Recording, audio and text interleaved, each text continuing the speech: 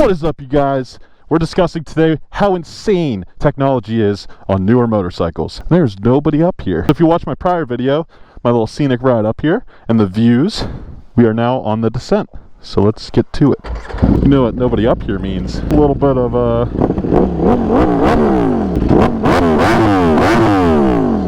Woo! That sounds a little spicy. All right. Well, now we're getting out of here. That's for sure. Speaking of electronics, just for example, here's some gravel, right? Usually like to do a little burnout leaving. Not this place, but just in general on gravel. Can't do it on this thing, at least not with the current electronics. I can shut them off, but this is to prove my point on how crazy they are. Ready?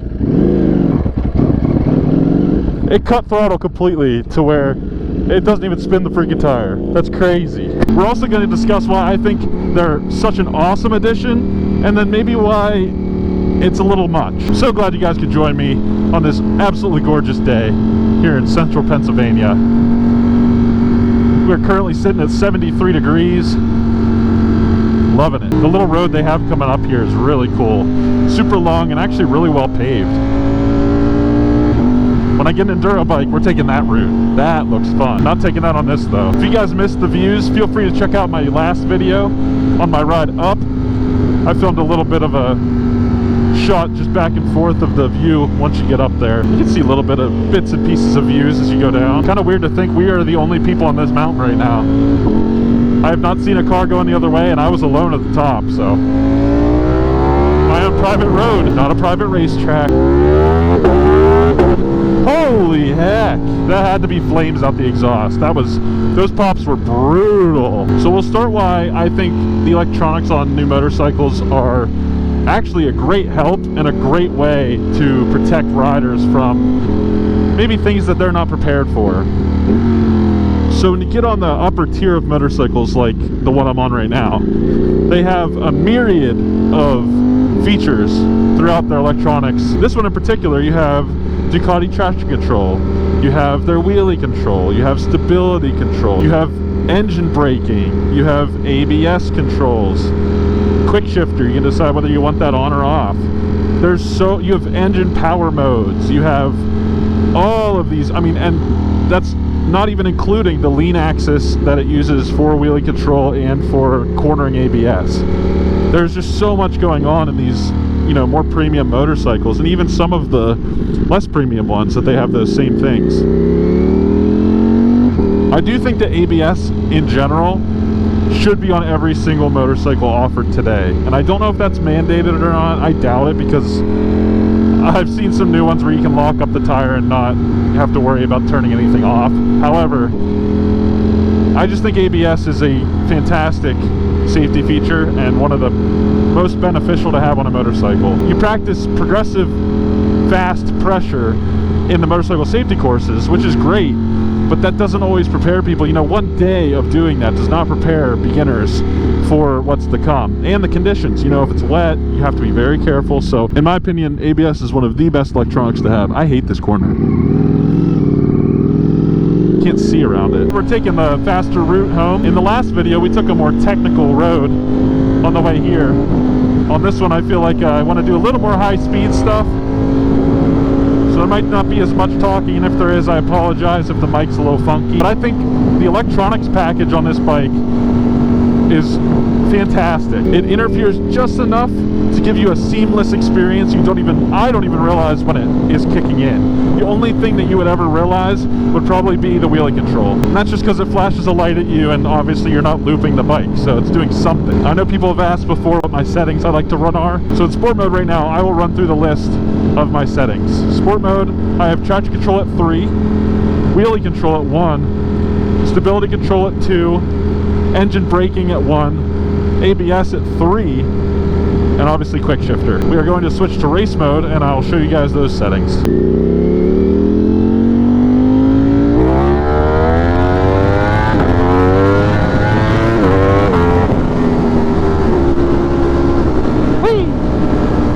Alright, there it is, race mode. I actually have traction control at 2 right now. I usually have it on 1. I think I turned it up whenever it was, we'll put it back down to 1. I turned it up whenever we were in the rain the other day. which I should have just knocked it down to street mode or something. But regardless, traction control 1, wheelie control 1, stability control is still on 2, brake control is 3, which I believe is the least amount, ABS is 2, and then obviously quick shifter. Those are just the quick, and it's in the high power mode if you go into the actual menu. There's so many features to discuss and so many settings to tweak, and I really haven't even delved into really fine-tuning it because, you know, honestly it works so well that I don't even feel like that's beneficial to me to do. I'm not to the level that would actually benefit from doing so. At least I don't think so. I have the safeguards in place at a basic level to make sure that I don't go completely stupid and loop it or slide out in a corner, or, you know, I know it's still possible, but at least those really help in preventing that from happening, but still being able to have fun. That's the whole goal, right? Look at these views. Look at this. Gosh, sometimes I feel like the luckiest person. Being able to film videos like this and provide you guys with this kind of scenery, absolutely gorgeous. These rocks are so cool. Sorry, I just get distracted a lot. We should be able to get our daily event coming up here. I believe there's a big old straightaway. Oh yeah. We'll do second. That's always fun. Trying to keep the front end down at like 50. Let's do it.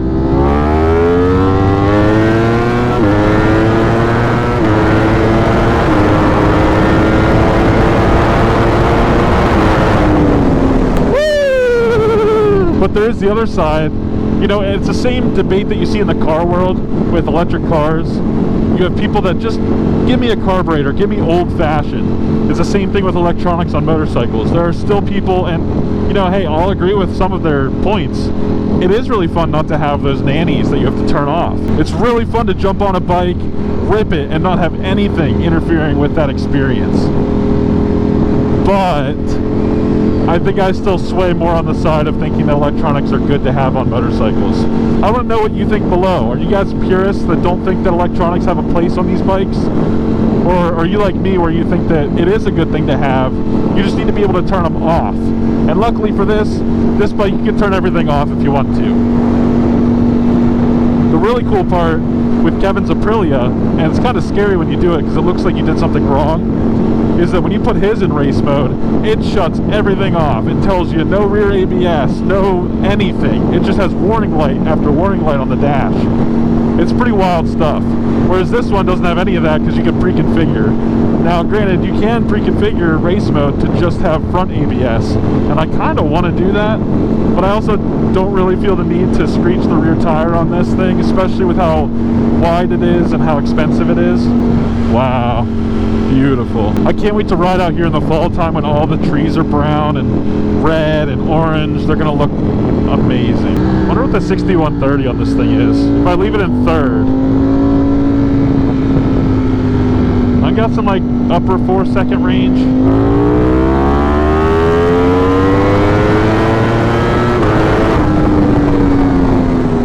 Let's see again.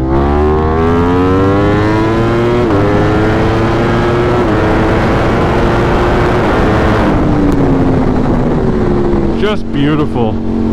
Just like all of you that have subscribed so far to the channel. So if you like what you see, feel free to drop a like, subscribe to the channel. There's plenty more where this came from. Super excited to be doing this stuff. I always have a blast on this thing. I believe if I understood it correctly, the new 2025 Panigale electronics package has so many sensors, it will be able to trail brake for you. It'll be able to adjust mid-corner. I don't know how I feel about that. I feel like that is almost like self-driving cars, to where that's so much intervention that it almost takes away from the experience and you're artificially making people perform better. Now as like a coaching tool, I think it's pretty cool. You know, get people to learn how to do it, but for it to always save your butt like that, I don't know. If you like, I feel like once you have that on your bike, you're gonna rely on it. Granted, that's me talking, and I rely on wheelie control, I rely on my traction control, so that might be a moot point. I'm guessing the new Street Fighter will have the same electronics when it comes out. I think they're gonna make a new Street Fighter. I don't see why they wouldn't. I just really hope it's as good looking as this, if not better, because in my opinion, the new Panigale is not necessarily the best in the looks department. It looks good. It does look really good. 2018 to 2024 just holds a place near and dear to my heart for the looks department. I like how instead of fixing anything, they literally put a sign that says bump. Because this is a pretty hefty bump. I mean,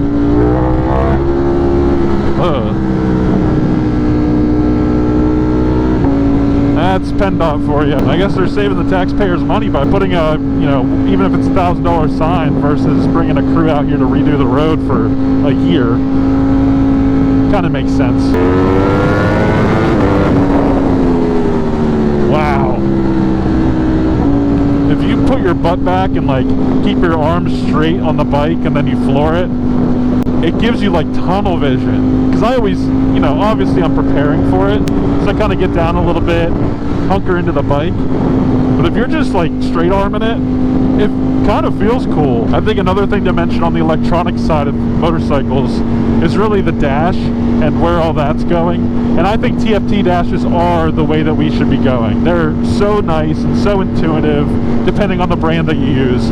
I will say this one is very easy to use. I found it pretty user-friendly for my day-to-day trying to go through and adjust things on the fly. The only thing that is kind of frustrating is there are certain things that you have to be completely at a dead stop to adjust that I don't necessarily think you should have to be, but like engine power, I have to be stopped, go into like all these menus to be able to adjust it.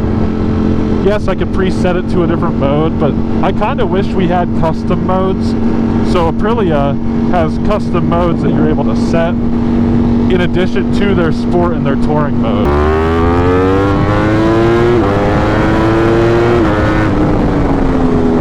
I think the newer Ducatis might allow you to do that, but mine's a 2021, so it's on the older side. The Lokios point. So in summary, I think electronics are totally worth it to have on a motorcycle. You just got to be able to have control over them. I deal with that with my car. I can't turn the traction control off completely, and it's frustrating. I have to get, you know, an aftermarket option to be able to do it. So I always appreciate when they give you the ability to turn that off, even if it is a little more difficult to do. This guy has no trailer lights. I wonder if he knows he has no trailer lights. It's a nice trailer though. Is he making a left? I can't tell. He's probably making a right. No, he's making a right. I can see his turn signal on his mirror, but you don't have any. Oh, that one's busted. That one's fine. It's just not working. Interesting. Oh God. That did not look like she knew how to ride very well. Holy cow, this stop sign. Taking forever.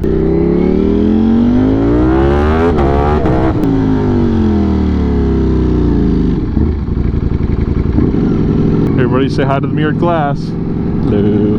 Well, if you made it this far into the video, thank you guys so much for watching. Hope you have an amazing day, and I'll catch you on the next one.